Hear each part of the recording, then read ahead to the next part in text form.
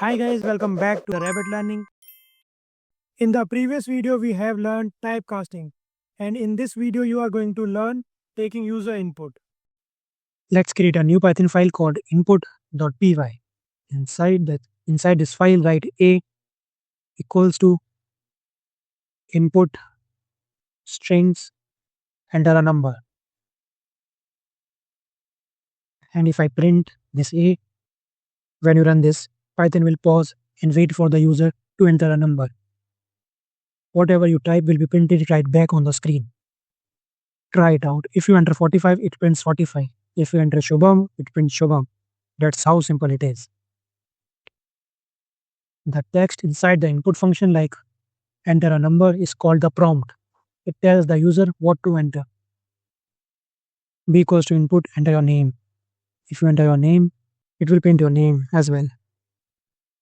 Now try this. Create a new file called add.py. A equals to input, enter first number.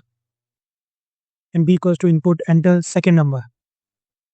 Print A plus B. First, make it simple.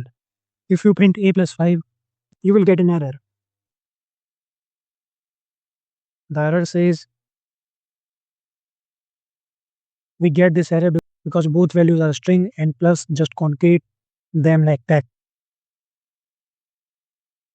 Here is the right way to add two numbers.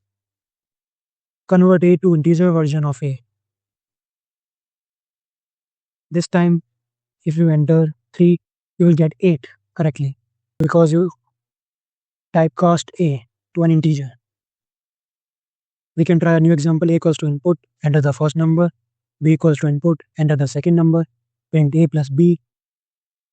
And A equals to int A. And we can do the same for B. B equals to int B. Now you see the output. Now Python add.py equals to enter first number 5 and 5. So here is the output 10. This is the perfect way to adding two numbers. Clean and correct. Here is the also short way to do that. You can type int before input. Same for B.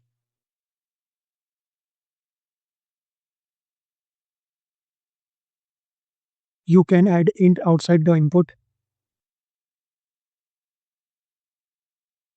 And this is also works fine.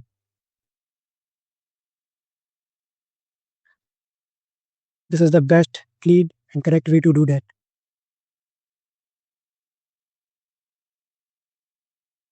And don't forget the handbook. Everything you learned here included in the handbook with examples and exercises. Please use it to practice and review later. It's designed to make learning easier and faster for you. So that's it for the video. In the next video, you are going to learn escape sequences and print statement. So keep coding.